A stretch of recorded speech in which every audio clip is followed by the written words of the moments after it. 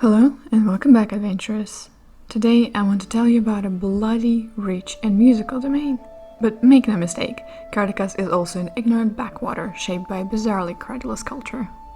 Kartakass lies right at the southmost core center, nestled against the foothills of the Balinox. The hilly regions to the west are particularly rugged. It is not uncommon for a hillside to collapse into a sinkhole, creating short box canyons that wolves drop their prey in. Such sinkholes often expose entrances to the vast networks of natural limestone caverns that riddle the earth. Some accounts even claim that some caves open into vast, remarkable labyrinths. Kartakass say that not so long ago their land was blanketed by unbroken woodlands.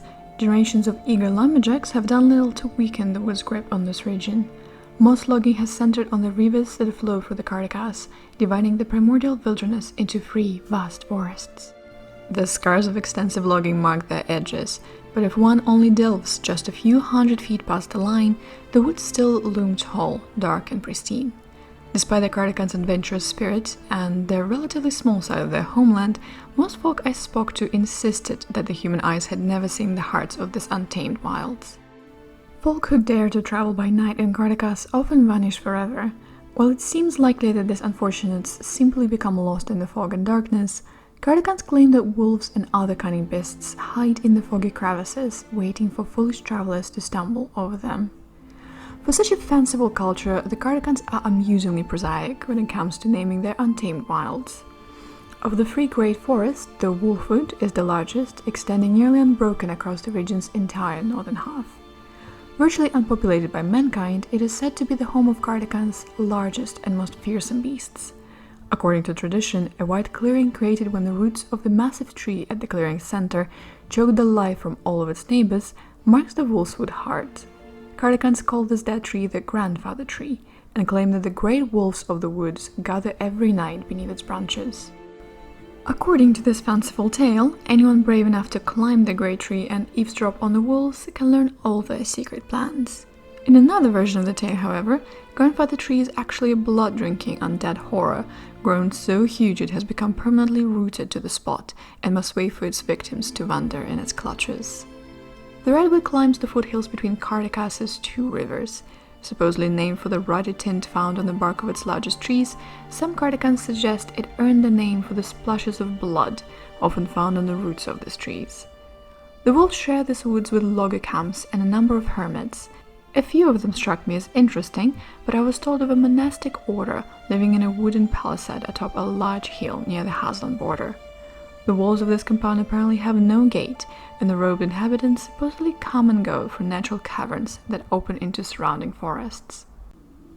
The last, and arguably the least of Kartakass's great forests, is the Mistwood, taking its name from the omnipresent fog in the area. The forest stretches along the Masardi River, separating it from the Misty border. The region is shunned due to its proximity to the Archelias Hills, often referred to as the Dead Hills. Until the Great Upheaval, the hills bordered on bloodspore, and exposure to that alien realm seems to have drained the very life from the soil. All sensible Kartakass avoid this region, even the wolves. Said to have once been home to a wicked mistress of the undead called Radiga, reputedly the ravines are haunted still. Worse, the caves in this region were rumored to connect to the heart of bloodspore, and should this be true, the mistway by the name of Worm's Path will lead you to the mind flayers. Fortunately, the region maintains a handful of true and less supernatural highways. The Crimson Road continues south out of Barovia, gently winding through the Wolfwood before reaching its end in Skald. This long, remote stretch of road is blessedly free of bandits, but only because the wolves have likely eaten them. One or two ramshackle roadside inns break the monotony of the woods, and travelers with no desire to feed their horses to the wolves should use the inn fortified stables. I cannot vouch for the safety of the guests, however. Those lonely inns strike me as a prime hunting grounds for shapeshifters. Kartakass's flora is defined by dense, towering forests that blanket the region, and Kartakass themselves sing praises of one plant above all others, Mickelburn, a fickle plant that thrives in some spots while refusing to take root just a few paces away. When the plant flourishes, its narrow vines cling to every upright bit of timber in reach. Several times a year, these vines produce a few small flowers, bearing a sickly sweet odor, and numerous crimson berry clusters. These berries are distilled into a heady, bitter brew called Mikkelbrau.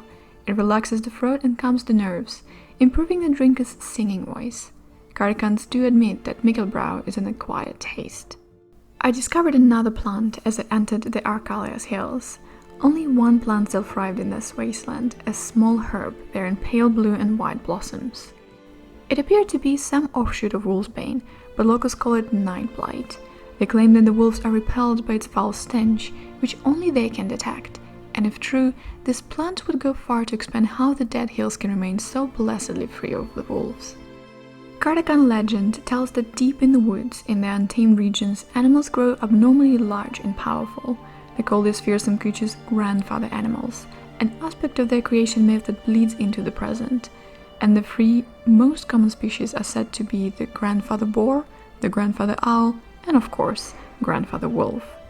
Of the grandfather animals, the cruel and cunning grandfather wolf represents the only true threat. The owls are rarely seen, though I did hear occasional tales of great owls that had swooped down from the night sky to snatch up a small animal or a child. The boar can be extremely dangerous when provoked, but prefer to keep to themselves deep in the woods, where they use their great tusks to uproot trees and to gather fungi. Kartakass bards use these mystic creatures as characters in the moral tales of this domain. Central to Kartakass legends is Grandfather Wolf, a trickster and anti-hero whose insatiable appetite always leads him into trouble, but whose immense charisma and cruel cunning usually see him through. He can assume any form, and his sons can charm the forest themselves. Grandfather Boar is Grandfather Wolf's perennial prey. Grandfather Boar is a stubborn, lethargic, dim-witted beast, but when he is provoked, he rages like a thunderstorm. Many tales use Grandfather Boar to warn against provoking unnecessary trouble. Grandfather Owl sees all from his perch, but seldom intervenes in this world beneath him. When Owl does decide to swoop down to assist Wolf or Boar, he is inevitably revealed to be manipulating all involved to further his own ends. I find it interesting that Kartakass speak of Grandfather Owl in virtually the same terms the folk around the core describe the Vistani. At last I come to the Trickster Wolf. Fearsome creatures of the myth, they are said to be shape-shifting wolves that can assume a pleasing human form to move among their prey. Many folk believe that trickster wolves in human form can be detected only by their dark locks. From the lore I've collected, trickster wolves or wolverays seem to be talented shape changers, able to assume nearly any humanoid form, even so far as to switch genders. They can tailor their appearance to seem most appealing to their intended victims, but fortunately they cannot mimic specific individuals. Wolverays enjoy dabbling in pleasures humanity can give them, but they are truly at home only in the wild. Thank you so much for your time, patient listeners. Kartakass is a land of great potential and danger. It has always fascinated me, and I'm glad to be exploring it with you. But for now, as always, be careful while crossing the mists.